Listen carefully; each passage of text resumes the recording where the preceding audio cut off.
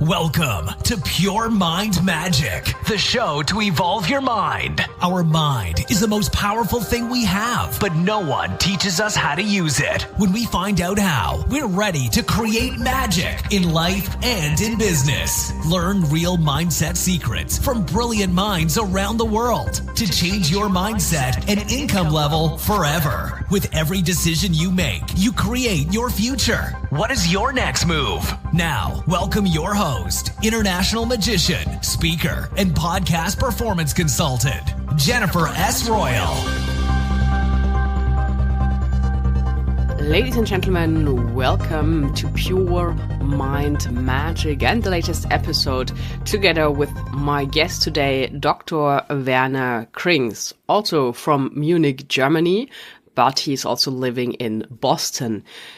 Dr. Werner Krings is an award-winning social media expert. He's an executive coach of the method of excellence and also teaching people how to approach excellence.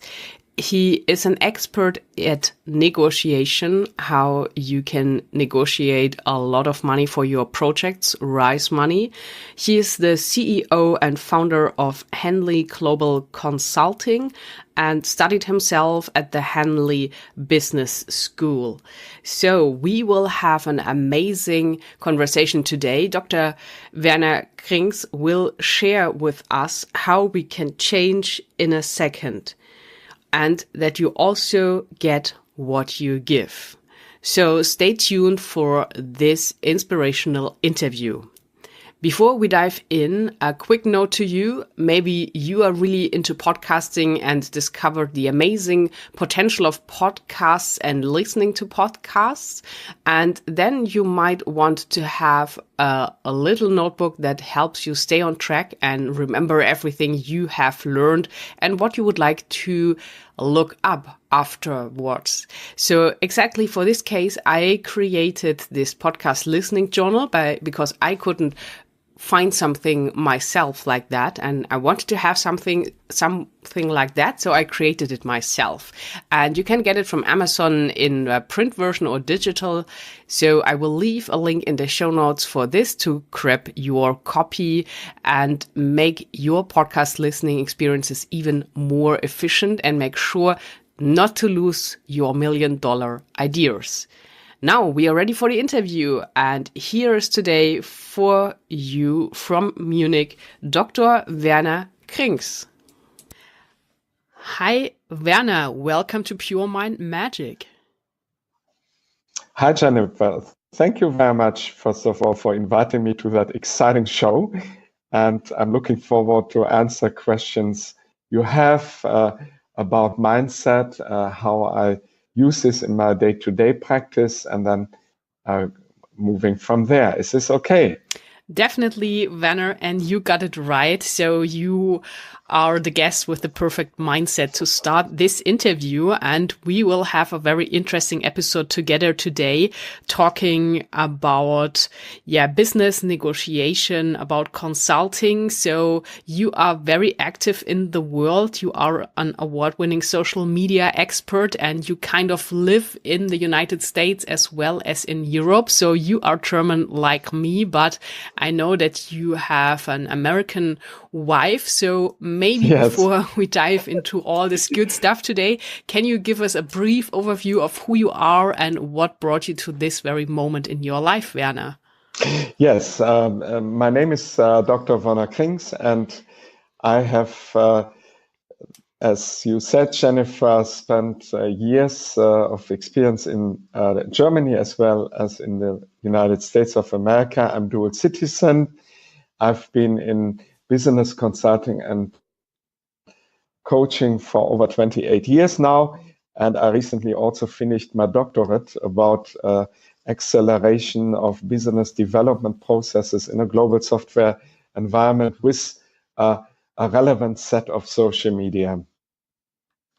And I'm very excited because a lot of these achievements and also how to master challenges is dependent on a mindset and how you change on a daily basis.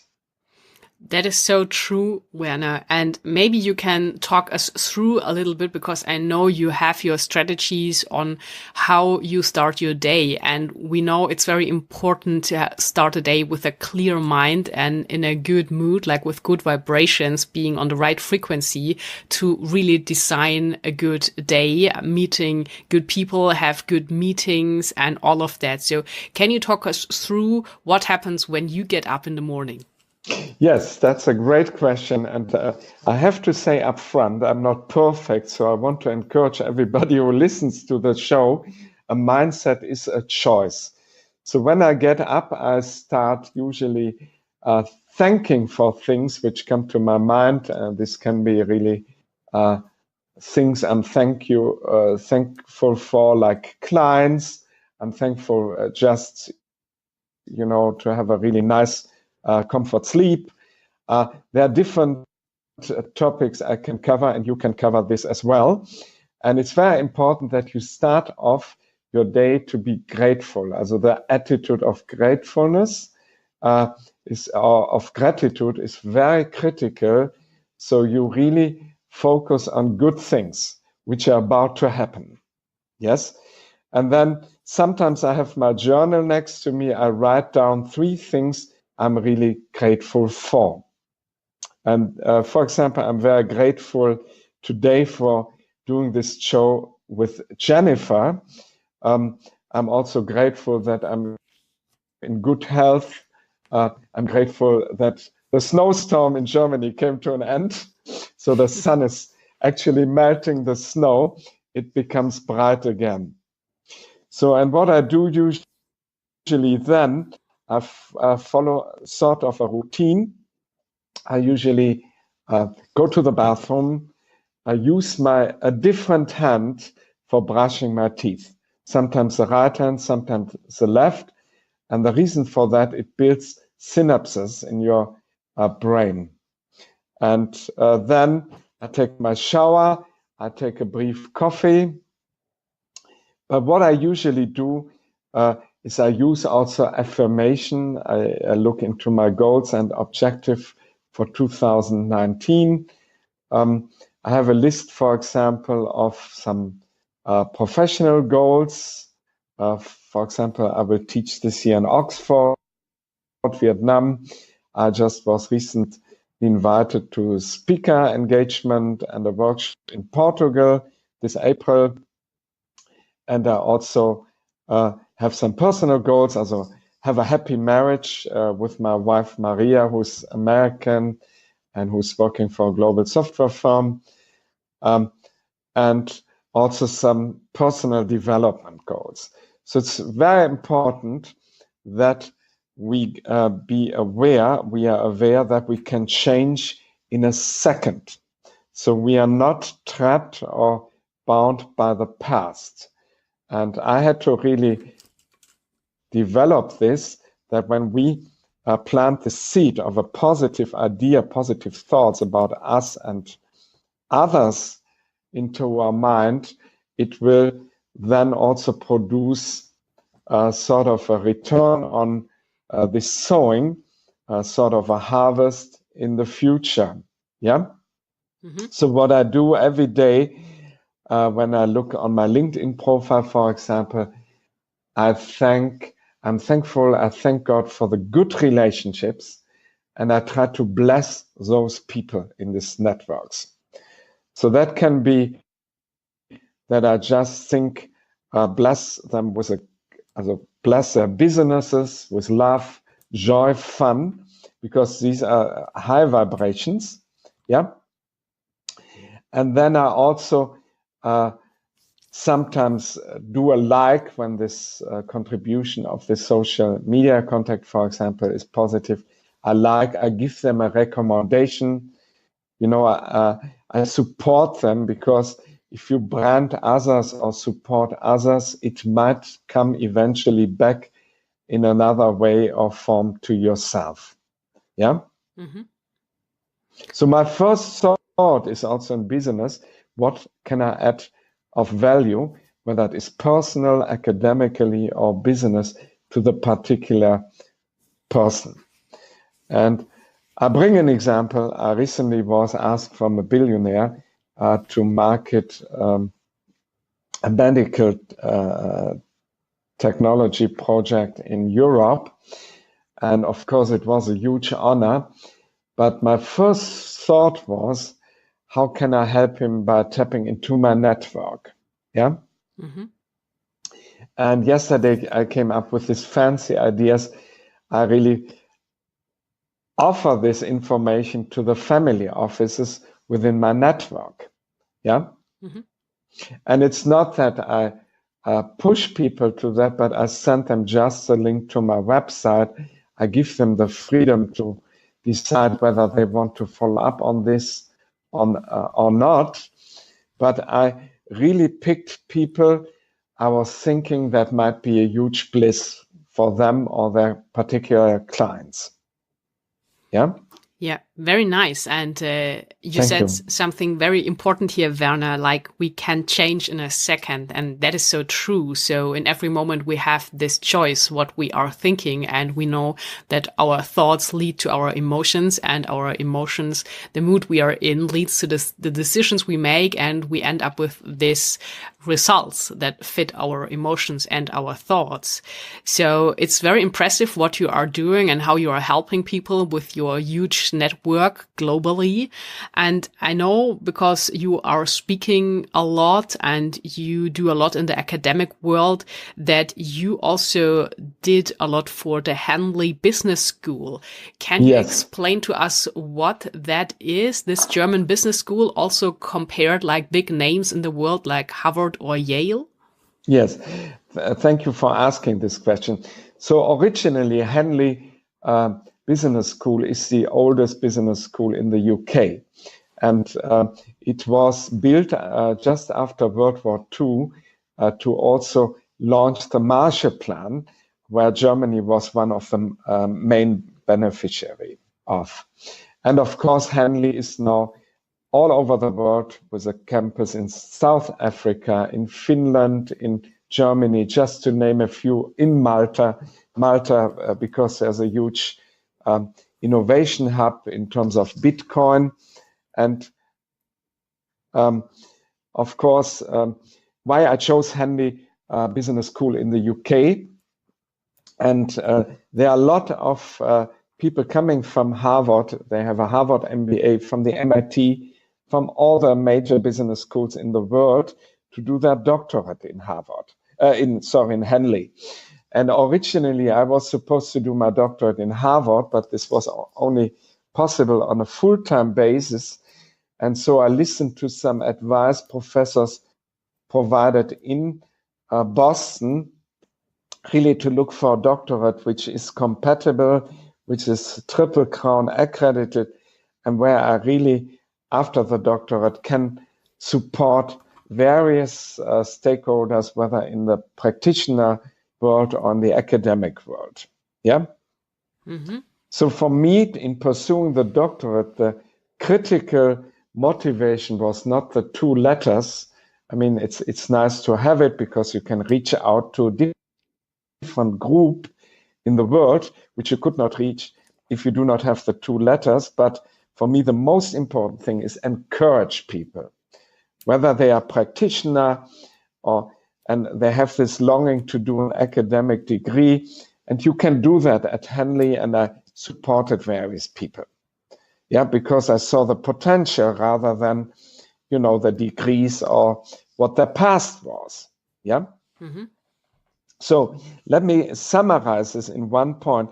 Henley Business School UK and the global aspect was geared towards helping to reshape and rebuild the World War II, the post-World War II economy in Europe. And there were involved not only academics, but practitioners, the military in Britain.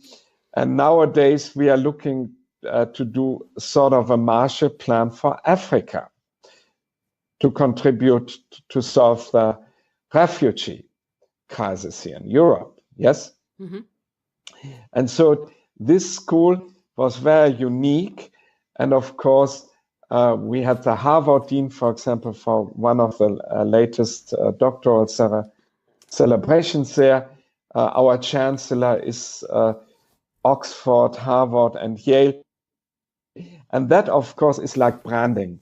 It helps to motivate people, because it's like in your business, you help people to excellence, yeah, and you want to make sure that the brand supports as well, yeah.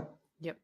And there are very good business schools in the world. I'm not saying that Henley or Harvard are the best ones, but it sort of is a warrant that when you visit or attend those schools, that you really have personal development, leadership development, but also the academic and practitioner rigor and relevance. Very nice. So you explained the Henley Business School, and then, Werner, you are now the CEO of Henley Global Consulting. So what is your company doing? Yes, that's a great question. And of course, it took me also years of preparation before I started Henley Global Consulting. I have gained experience in the big three companies, such as KPMG, Price Waterhouse, to name a few, then also some boutique firms. And Henley Global Consulting is sort of a firm which our clients perceive us as leading in building powerful, disruptive business development organizations, be it either to increase opportunities and expedite the business development for small, medium, or larger companies, also to accelerate leadership development. I have to say this, we are not part of Henley Business School, but I chose the Henley name because I spent nearly 6 years in England of my life, and it's a beautiful setting. And I've also seen in the US people coming from that background, Henley Regattas, setting up their shops, for example, in Nantucket, because they loved the England environment, which inspired them to transfer this also to the New England area. And as I'm also doing major business in the greater Boston area, I was thinking that name really connects. Yeah, and then what we do as well is executive coaching. For this, we have developed a novel approach to excellence. I mean, there's nothing new under the sun, but what you do is you gain experience, knowledge, and you reshape it, and you build a new product and service out of this. Yeah. Very interesting. Yeah. So we all know, Werner, that in our modern world, social media is everything, and you really have to have some strategies in place and some concepts behind it before you go out and promote your product or service on social media. And you are an award-winning social media expert. So what are your hottest tips on how to deal with social media and make your brand successful? Yes. So social media is like a barometer of relationships. It's like real life, except that you don't have to start face to face. You start via social media. And I would condense this in one phrase. You get what you give. You have to give first in order to receive eventually something out of this. So, and building a social network on social media is you have to offer value, relevant content, and also encouragement to build trustworthy and credible relationships. It's like everything in life. So what I did in the first years when I started with LinkedIn and Xing to developing the relationships, I first thought about how can I benefit the person I contact, for example, yeah, before I now send out a business proposal or ask for support on my end. Mm-hmm. And that is very interesting, and you know that concept from your own business. If you brand or support others, it will come back to you in multiple ways as well. Yeah? That is so true. It's also another form of energy. Yes, very important is, I was years and years ago in Boston, also in Massachusetts, Concord, in a Business Network International. It's an organization which is globally active, and I was there sent by my former bank. I was in financial services, a business banker, and also an assistant manager. And what I did before I talked about my business, I would really think how I can advance the business of the people which were attending that chapter. So I was awarded not only a networking award later on, but people approached me later on for big business because they liked the fact that I did not just talk about my business only, but thought also how we could leverage their business. So what I did in practice, because it's nice to talk, but it's very important to have also corresponding actions, I really invested, for example, in their services. Yeah. Mm-hmm. So when I had to print something, a brochure, I used the printer in the chapter, or I used even a chiropractor in this chapter. And then, of course, I made a good experience and would recommend this. And it was far more credible than just recommending a person without even taking their services. And long story short, and we had a mortgage broker in this chapter. And there was a rule that you do not take business from somebody else who is responsible in this chapter for that particular line of business or industry. And there was actually the ethical conflict. What do I do now when a realtor approached me with a huge home equity line? And because ethically, it would not have been fair to take this business by circumvening the mortgage broker. So I suggested, to bring it to the point, go to the mortgage broker first. And when she said no, she did not want that, I asked, of course, why do you want to come to me? And it boiled down to trust and credibility. But since I was not allowed to take the business by myself, I recommended her, if she insisted to do the business with my bank, that she does it with one of my colleagues. And you know, we earned money on top of our salary, and it would have been a huge bonus for me to take that business. But I decided to solve that ethical conflict, to pass this business on to a banker of mine. She couldn't believe it. She said, "Are you crazy giving me that huge commission?" And I said, "No, take it, because we have here also rigid guidelines." Long story short, what I did then, I gave them business, which was approached to my bank for mortgage. I gave that then to the mortgage broker in the BNI. So it was sort of a win-win.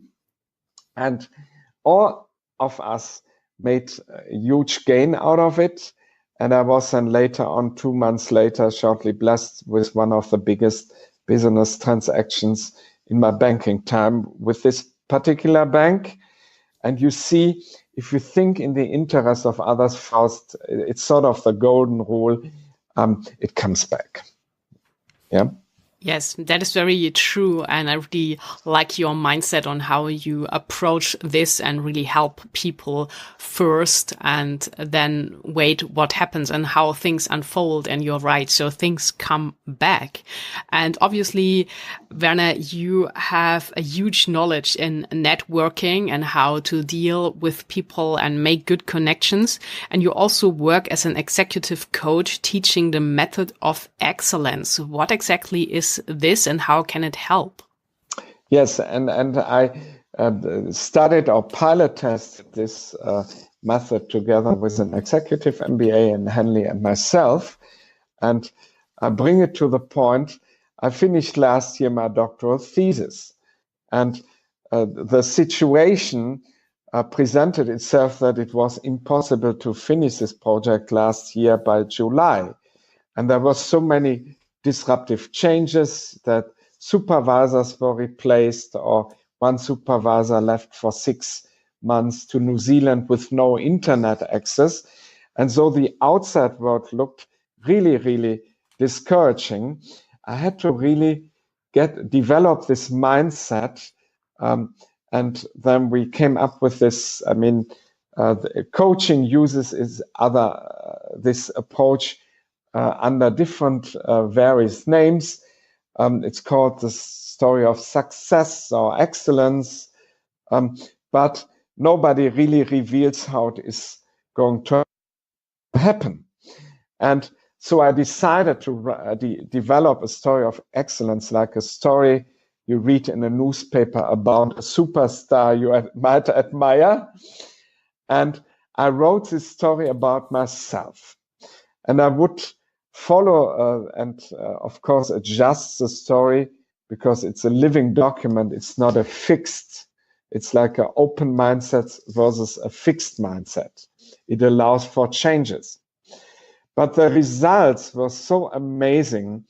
I had, for example, I had rehearsed in the story that I would finish up very excellent with the doctorate. And everybody told me it's impossible.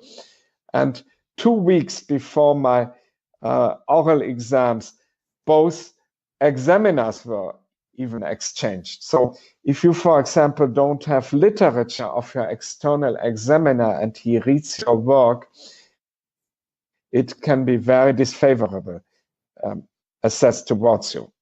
But instead of being discouraged, I really rehearsed my viva voce, or the defense, as a mixture of celebration, Christmas, birthday party, and of course debate.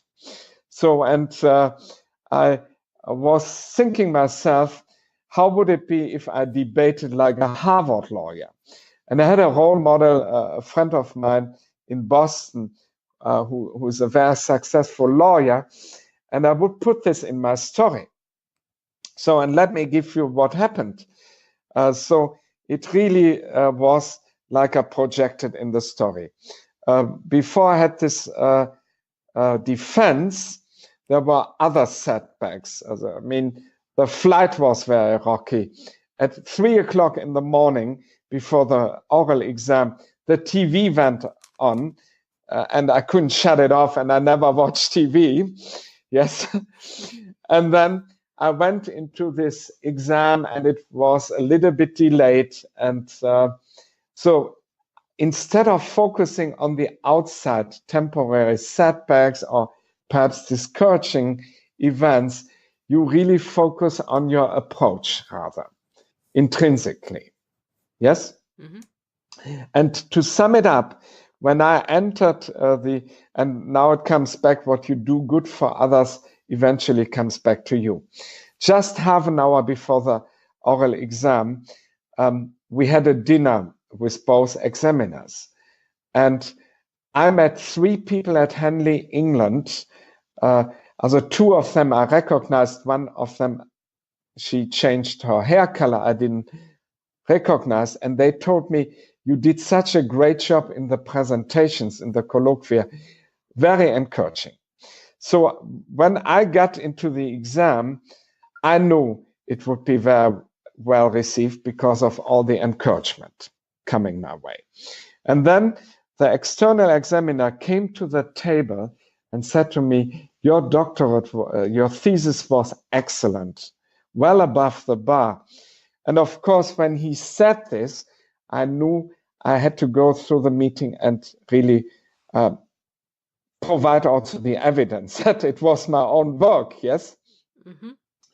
And to make that story short, after 1 hour and 55 minutes, there was only one question I was uncertain to answer, and I was honest, and I said, I don't know the answer. Sorry, it was a while ago where I did all the statistics, so forgive me, I don't know the answer. And So they laughed. So if you are honest, even if it is a weakness, it creates a positive atmosphere as well. Yeah? Yes, that's true. So, and to make the story short, I finished up with tiny revisions. I had to do 15 minutes of changes, which is, it's a gift of heaven, I call it. But what I did after my rigorosum, I supported people who were still in my cohort. I shared with them my knowledge, the preparation work. So they don't have to reinvent the wheel by themselves. Yeah. Mm-hmm. And that's goes towards coaching, mentoring. If you celebrate other people's success and are happy for other people as well, you're celebrated at some point too, and you are not alone. Yeah. So because you want to have friends when you are successful, don't you? Yes, of course. So very good advice here from your side. And I know that you have kind of a program for interested clients to learn everything you have learned in coaching and personal development and reaching excellence in what you are doing. And this is called the Approach to Excellence. So can you tell us where to find it and how to become part of it? Yes. So I have a website called www.henleyglobalconsulting.com. And people who are interested, they can contact me. I do usually half an hour complimentary session. So to provide value for my clients, whether they are executive clients, academic clients. And you find already some of the recommendations on my LinkedIn profile to see what people's experience were with my coaching. But sometimes clients ask me also, okay, coaching, it's a term, what is it about? Are you certified? And I have to say this, I'm certified also from Henley Business School, UK, and the coaching certificate is compared to Harvard and Ashridge, one of the top 3 certifications. But more important is for the potential clients, is there a fit? Is there a value for that person? And I want to make sure that I don't want potential clients to be intimidated, whether by experiences or by academic credentials. And I'm looking especially for the younger generation. And I have, for example, also clients who are of the younger generations who are just starting off, who have a dream. And I want to make sure that those people are not intimidated like I was when I was young and I met all these fancy business people and they would never share. They were just a superstar, self-made man. I believe that we are always made out of the experience we make in life. I'm not a self-made person because there are so many people who have impacted me over my lifetime. I still have coaches today. I'm coached myself by others as well, or mentored by others as well, because all the successes you have in life are impacted and influenced through your environment as well. Yeah. And so when I have young people, especially who are starting just off their professional and academic career, they figure quickly out that they don't have to be intimidated by a person like myself, and that I'm willing to share best practices so to get them started ASAP to be all what they envision to become.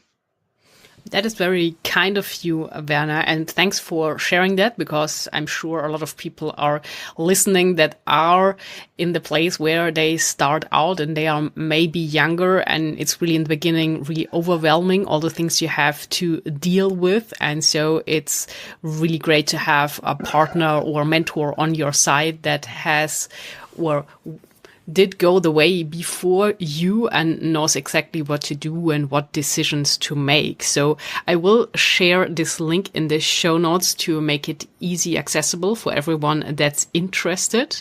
And Werner, the last words of this episode are up to you. So is there something you have in your brilliant mind that you would like to share with the audience, something you can leave them for today in a really inspired and powerful state?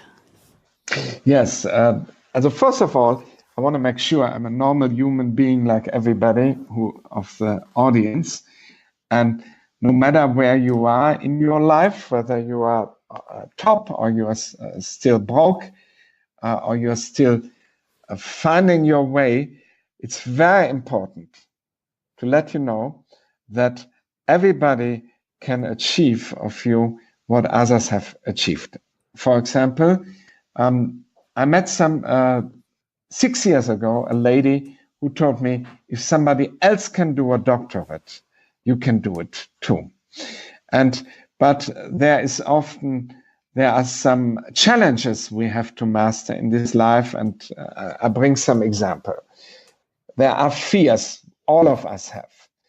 When we are too young, we think we are not old enough. When we are old, we think we are not young enough. And there are so many, it boils down that all your setbacks or fears usually are the opposite of what you might perceive in others. And I want to share a brief story. In America, we say the grass of the neighbor is usually greener than the grass of your property. And I had this years and years ago happening. My house is in Western Massachusetts, and my neighbor has this beautiful lawn.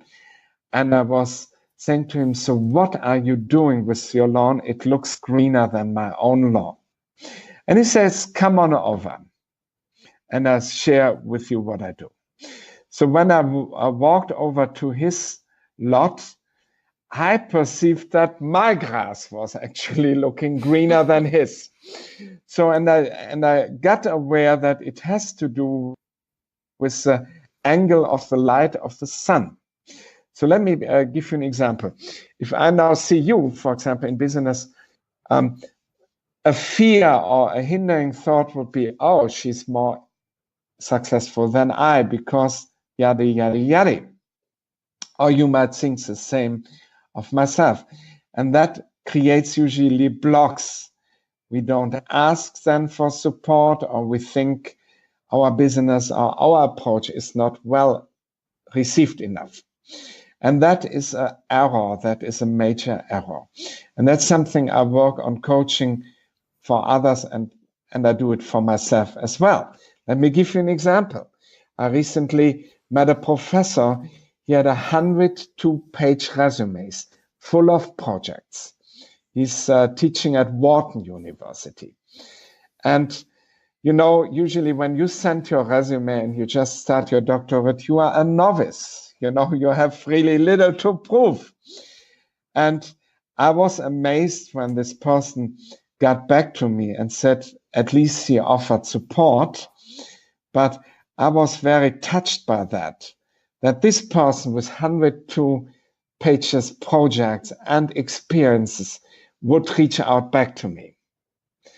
And that's what only a little percentage does, whether it is on social media or also face-to-face, because most of those people are consumed of the thoughts they have to do more and more and more because they have not yet accomplished that and that goal. And unfortunately in life, it is with many people when they are then retired, it might be too late for them. And so I want to encourage young people to reach out immediately. Don't let people stop you because you have not yet the credentials or the professional experience. And if you meet, and you know that from your own life, there are two groups of people. There are the people who encourage you to move mountains and go for the best in your life. And unfortunately, there's the other group of people who try to stop you, try to tell you you can never do what they have accomplished, whether it is in academia or in practice. Stop focusing on the people who say you can't do, and move towards the group of people who support you. Very nice. And I especially like the part where you compared the grass. So I'm sure we all learned a lot of grass and the angle of the sun today. So that was amazing. Werner, thank you so much for being on Pure Mind Magic today, being my guest and sharing your business wisdom with us.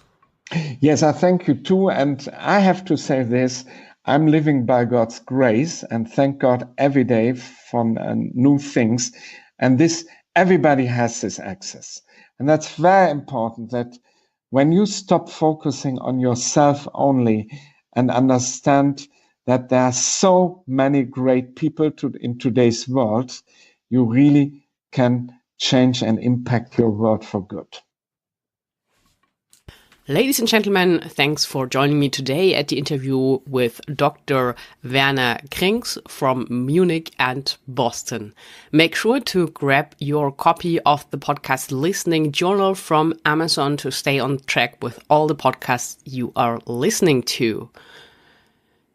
Next week is waiting for you another midweek motivation, and we will talk about practice like a magician, because we magicians are famous for practicing a lot, spending a lot of hours practicing card tricks, illusions, to come up with the perfect illusion in the end on stage or close up at the table. And I will teach you what you can learn from this approach and why practice is so important, even in business and business meetings. So the next episode will be online for you next Wednesday. Until then, wish you a magical weekend. Have a good time and speak to you soon. Until then, create some magic.